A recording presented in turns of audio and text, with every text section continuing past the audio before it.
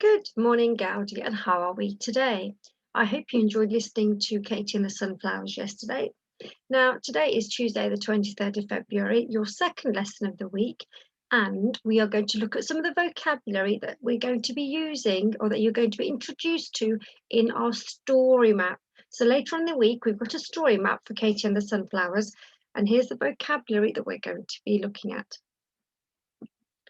Right, so you will need your listening ears, your magnet eyes, a piece of paper and a pencil.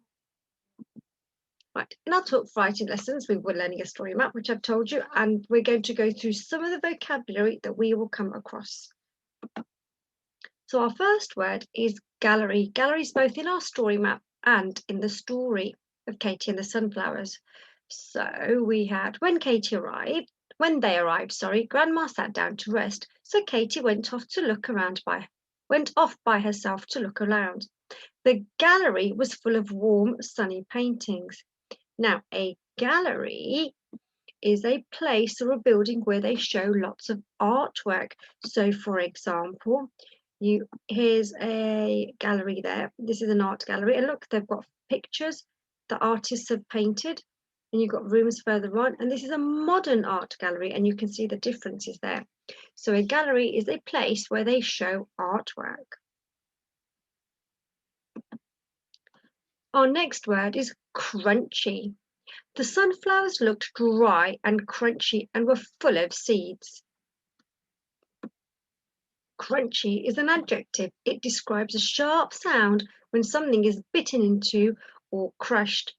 For example, an apple. If you bite into an apple, you can say, oh, this apple is crunchy. Here's a question for you. Do you think a banana is crunchy? No. So an apple is crunchy, and we can also say some children like crunchy breakfast cereals like Frosties. So if you have Frosties with some cold milk, they are crunchy, and crunchy nut cornflakes, maybe Cheerios, so crunchy. Spill. Here's our next word. Katie knocked the vase. It wobbled and fell right out of the picture, spilling sunflowers all over the floor. Now, spill is a verb. This is when something inside a container comes out. So, for example, it could be a drink in a cup, or it could be the sunflowers which we had, or it could be rice or pasta or lentils in a cup or a container. Carry your cup carefully or your juice will spill all over the carpet. And you can see, there you go, all the juice is spilled out. Frame. So they went through the frame and into the art gallery. Frame is a noun. This is the outside border of a picture or a door or a window. Now we can say, Katie put a picture of a fish in a frame. So there's the picture of fish, and you can see the outside. I'm just going to get a pen. You can see the outside here is the frame, like a photo frame. So she's put a picture inside a frame. You can also have a door frame. There's the door, and the frame is the outside. So you can see the white part outside the door. That is the door frame. You can have a window frame. There's the window pane inside, and the frame is the white part. So the frame is the outside of an object, for example, a picture, door, or window. Dash. He slipped on the fruit and spun around till he was dizzy. Zoodle, he cried. I wonder where Zazu went, said Mimi. He must be here somewhere, said Katie, as they dashed away. Dash is a verb. This is when you move quickly or when you are in a hurry. So, for example, if you're running late, you want to catch the bus, and you could say, oh, I need to run quickly. You could say this. Adam had to dash to school because he was running late. So you could say dash, moving quickly. Panic.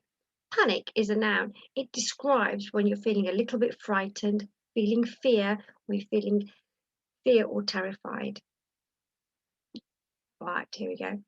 Katie was panicking because all the seeds spilt all over the floor. So she was thinking, oh, what's going to happen next? And she knew that she shouldn't have done that. So she panicked. Oh, I've got another sentence here. Here we go. The children panicked when the fire alarm went off. So when the alarm goes off, you think, oh my gosh, what's happening next? And you don't know, and you're a bit fearful and you're a bit terrified. Now, did you notice with the word panic, I'm just going to get a pen. Did you notice with the word panic here, it's IC. And when you add a suffix, for example, ing, look, we add a K. Now there's no rule for this. It's just what happens and something that you've got to remember. So when you add ing as a suffix, or ed, you add a K. So there's no K in the word panic. But if you're going to add a suffix, then you add a K. Vast. Vast is an adjective. It describes how big or huge something is, and that's really big. Katie walked into the vast art gallery. Or you could say the desert is a vast open land covered in sand, and that just gives you an idea how big, not how big, how the word vast meaning showing something how big it really is. Reluctantly. Reluctantly is an adverb. This is something when you don't really want to do, but you have to. Here we go. Jack reluctantly went into the swimming pool as he didn't like the water. So he's got to have a swimming lesson. He doesn't really want to, but he did. So Jack reluctantly went into the swimming pool as he didn't like water. You could also say Mrs Jalaf tried mushy peas reluctantly when she didn't want to. So I don't really like mushy. I wouldn't want to try mushy peas, I think.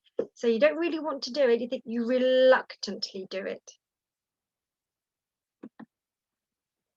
Seem to be. Seem to be is a phrase because you've got a group of words, but it's not quite a sentence. This means what it appears to, what it looks like or appears to be. So it might not be what you think it is, but it almost is. For example, the children seemed to be happy as they were smiling and laughing. So we can say they were happy because they were smiling and laughing. They may not have been, but because they were smiling and laughing, they seemed to be happy. Challenge 1, it's your turn. Now you've got Zazu something out of the door. Katie something the seeds. Can you copy these sentences and fill in the blank with the correct word? And your words are, spilled, dashed. Spilled and dashed. Put the correct words in and copy the sentence. Challenge 2. You've got 3 sentence starters here. You've got Katie panicked because in the picture frame was Zazu dashed. So can you finish these sentences with your own ideas? Okay, finish these with your own ideas because we've got the word panicked, frame, and dashed as our key vocabulary. Challenge 3. You've got all the most of the vocabulary here. You've got panicked, crunchy, frame, dash, reluctantly, gallery, seem to be, and vast. You need to choose 5 of these words. Again, choose 5 words, and then you need to make a sentence with each one. And as your extra special challenge, I'd like you to use a conjunction, and I'm sure you can. And remember, your sentence needs to explain the word. So you can't just write Katie panicked or Jack panicked or Adam panicked. You haven't told me why. And you can't just say the door frame. Well, what about it? You need to give me more information. And you can't just say Katie dashed. Well, where did she dash to? Can you tell me why she dashed? So When you're writing the sentence, make sure your sentence explains the word or tries to give an idea of why you've used that word. So choose 5 words, 5 sentences, and we'd like to see you use a conjunction. And remember to upload your work to Tapestry. Gaudi, we'll see you tomorrow.